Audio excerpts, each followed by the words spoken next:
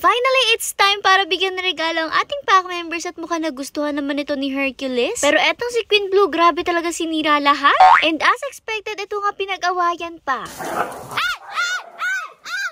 Eto na nga mga naganap nung Christmas after ngang umalis na mga bisita. Bala, inihanda na nga ni Mother ang regalo niya para sa ating pack members, although hindi na nga natin ito nabalot dahil nga sobrang busy na talaga natin. Dinisinfect na lang rin nga ni Mother itong mga to isa-isa syempre para sure nga na safe sila kasi sigurado ngangat-ngatin nila to. Alam niyo rin naman na una talagang lumalabas ang ating mga mails, pero sa video na to, una ko ipapakita sa inyo ang paglabas at pagunguha ng regalo ng ating mga females. Kasi nga sa totoo lang, mas maraming ganap talaga sa mga females. Eto na nga, bago sila lumabas, tumago muna si Mother sa Gedli kasi siguradong ako hindi siya tatago. Papalabas pa lang itong mga to ay siguradong inagaw na agad sa kanya yung mga teddy bears. Bale, isa-isa na nga lang sila nagsilabasan at ang alam talaga nila ay normal day lang at normal na paglabas lang nila. Ang mga huli nga lumabas itong si Chanel, tapos sumunod nga itong si Olaf na napakamatatakutin. Noong umaga nga kasi ramdam niya na may ibang mga tao dito, kaya ayan, tingnan nyo talaga naghahanap siya kung meron bang ibang tao at kung meron ay talagang tatago na yun ulit sa kanyang cage. Kaya naman kung mapapansin nyo talaga nagtitingin-tingin siya sa paligid bago nga siya tuluyang lumabas. Hinayaan lang din nga muna natin na makapagpati itong ating pack members bago nga natin ilabas itong kanilang mga laruan. While waiting naman itong si Mother, syempre nagtakaw nga muna. Pagod kasi yan maghapon pag-iintindi sa mga bisita niya. Palabas pa nga lang siya, ito talagang pinagkakuluhan na nga siya ng ating mga female. Syempre excited to mga to na makuha yung kanilang presents. At kung bago nga kayo dito, ito nga sabihin ko ulit sa inyo na every year nga ang pack members natin ay binibigyan natin ng ganitong stuffed toy na regalo. At every Pasko lang nga sila nakakakuha nito kung saan pwede rin nga nila itong laruin at sirain. Anyways, una nga nakakuha itong si Olaf pagtalo niya. Tapos ito naman si Athena talagang ipinagpagpa.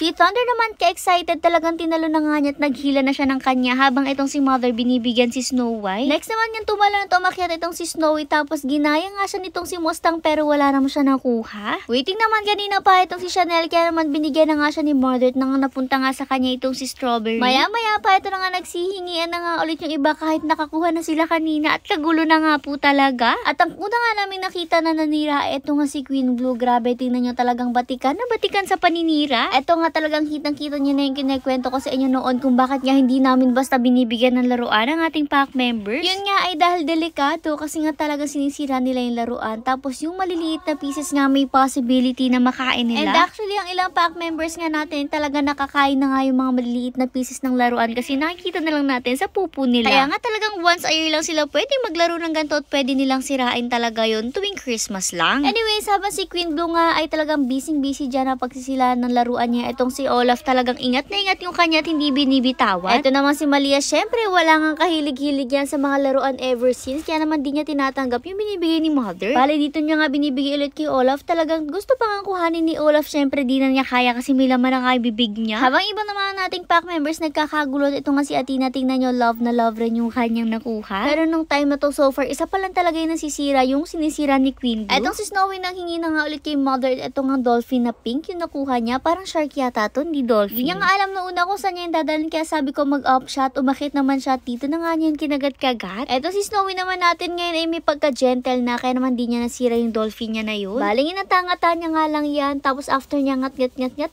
nung tatayo na siya, nahulog na nga siya at nakuha naman na ng iba. Pero ang pinaka nakakatawa talagang panahon dun ay itong si Mustang, kasi ginagawa niya, kukuha siya ng isang toy, itatalsik niya, tapos pupunta siya sa kabilang toy. Habang ito, pack members naman natin, ganun pa rin nga ang ganap. Itong si Olaf, di bitawan yung kanya, tapos ito nga si Thunder, nakikingat-ngat sa nginat-ngat itong si Queen Blue. Bala si Queen Blue na lang nga talaga nakakapanira. At ito nga, tingnan nyo, nakita ni Mother yung isang nasira ni Queen Blue. Diyos ko, kilala nyo pa ba kung ano to kanina? Pero ang alam ko talaga elephant nga to, sabi ni Mother, daga daw.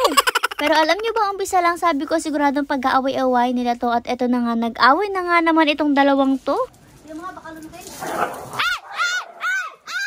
O, diba? Grabe talaga ang pasigaw ng ate mo. Nagulat naman kasi talaga ako. Nag-away nga kasi itong si Chanel at itong si Mustang. Kasi naman may pagkadamot itong si Chanel. Tapos si Mustang naman, ang ginagawa niya talagang laro. Kinukuha niya talaga lahat ng laruan tapos tinatalsik niya. Kita nyo naman din sa video na to kung paano nga siya maglaro. Talagang kinukuha niya, tatalsik niya, tapos lipat naman siya sa isa pang laruan. Tapos nasa isang area nga lang din sila ni Chanel. Kaya naman talaga nagkagulo sila at nagkakagatan. And sabi nyo nga kapag may nag-away dapat kalmado lang talaga. Pero talagang trauma na ako sa away nila, di ko na caring kumalma. Kasi gaya nga ng kinikwento ko sa inyo noon, kapag nag-aaway sila talagang duguan po at may nasasaktan. Yung mga mukha nila talagang butas-butas dahil nga po ng kagat ng isa't isa. Syempre, kawawa naman, diba? Kaya naman talagang kahit sabihin ko sa sarili kong kailangan kong kumalma ay hindi talaga carry kapag may nag-aaway na gano'n. Anyways, back to the video. Itong si Queen Blue, tingnan nyo, hindi ko na nga alam kung pang ilan na ba itong sinisira niya na to. Kaya naman bago pa niya masira lahat, ito't inumpisahan na nga silang papasukin dito sa loob. Kagulong-kagulong nga sila kasi tingnan nyo, meron niyang ilan sa kanila na may dalang laruan. Ito si Olaf, yun pa rin nga yung laruan niya, nakagat-kagat niya. Bale from the start, yun na talaga yung kanya. Tapos tinatry nga ni Mother na kunin dito pero ayaw nga niyang ibigay. Ganyan nga kasi talaga ito si Olaf, di na talaga niyan ibibigay sa'yo kapag ngat-ngat na niya. Itong si Chanel, meron din nga nakuhang kanya. Tapos tinitingnan pa nitong si Olaf. Kasi nga gusto rin talaga ni Olaf na kuhanin. Ito nga nakuha ni Chanel. Grabe naman. Gusto kanya lahat. Pero hindi naman din kasi talaga pwede na magtagal nga itong kanilang mga toys sa kanilang cage. Kasi nga baka maya-maya buong magdamag nila ngat-ngatin yan at kain-kainin. Anyways, ito na nga ang mga kaganapan naman sa ating mga male. Syempre nauna sila pero nahuli ko nga lang ipapakita itong kanila. Bali nung umpisa nga ito talagang pinili pa nga ni Mother yung mga toys na pwede nga daw sa mga males. Kasi tingnan nyo yung iba talaga may mga monkey tapos meron din ng avocado. Ayaw rin naman talaga ni Mother bigyan nga ng pambabahay itong ating mga males. O di ba may paganon pa? Ito nga syempre dinisinfect din naman niya lahat yan para ma-make sure nga na safe kahit ngat-ngatin nila yan lahat. At huwag kayong mag-alala kasi sina-check nga ni Mother kung maamoy pa ba yan at kung tuyo na ba siya bago ibigay sa ating pack members. Nung time na to naman nasa labas na ang ating mga meals kaya naman ayan kinuha lang ni Mother, binilang tapos inilabas na rin nga ito sa kanila. Nung una nga ay talagang may patakbo effect pa nga itong si Mother para nga mapansin siya nitong ating mga meals kasi busy nga sila nung time na to. Una na nga lumapit sa kanya itong mga hotdog na sunog pero yung iba doon nga sila nangungulit sa mga puppies na nasa loob. Pero noong nag-umpisa namang mamigay si Mother, Diyos ko halos wala nga tumanggap. Itong circles nga lang talaga yung tumatanggap ng mga binibigay niya. Ano ba naman kasi itong ating mga meals may pagka-gentle rin talaga pagdating nga sa mga laruan. Tapos dahil nga talagang bihira tayo magbigay ng mga laruan sa kanila dahil delikado nga, most of them ay talaga hindi sanay na may mga ganitong laruan. Basta sanay nga talaga sila na nagngangat-ngata na lang silang isa't isa at naglalaro kaysa nga sa mga laruan ganito. Kaya naman itong mga inaabot ni Mother na laruan, binabagsak lang rin nila at iniiwan na nga lang kung saan-saan. Maya-maya pa itong si Hercules kumuha nga siya ng isang toy tapos dinala na niya sa ilalim. O diba ang napili niya nga ay itong frog. Dito naman sa ilalim dinala pala talaga niya sa sulok tapos doon niya inumpisa ngat-ngat-ngatin yung pinakamata ng frog. Tinatry niyang tanggalin pero di naman niya natanggal kasi gentle naman siya. Kahit ano naman try ni Mother na ibigay nga itong mga stuffed toys sa mga to, talagang mas busy nga sila pangulit dito sa mga puppies na muntik pa kanilang masira itong pipe na to. Kaya naman maya-maya pa ay kinulong na rin nga mga puppies para mas makapag-focus nga sila sa Christmas gift nila kaysa sa mga puppies na yun. Basta sa lahat nga ng mga meals natin, si Hercules nga lang talaga yung tumatanggap ng ayos kaso nga talaga iniiwan rin niya pagkatapos tanggapin. Tapos ito mga hotdog na sunog ganun rin nga. At tingnan nyo nga itong si Rex, di siya magkanda o gaga kung paano kukunin itong stuffed toys na to kay Mother. Ito naman si Juno at si Dos wala talaga nire-reject nga nila itong mga stuffed toys. Diyos ko talagang walang kahilig-hilig. As compared dito kay Hercules na talagang hawak-hawak na yung stuffed toys niya at ayaw na niyang ipakuha sa iba. O diba ang cute? After nga nila maglaro-laro, ito nga pinapasok na rin nga sila sa loob. Tapos ako naman pinaglilimot ko na lang nga lahat ng mga natirang stuffed toys. Bale dito nga sa ating mga meals talagang lahat ng stuffed toys ay buhay pa. Nagdumi nga lang. Lalo na nga itong isa na kinagat-kagat ni Hercules. Pero mukhang nag-enjoy naman sila sa kanilang Christmas gift.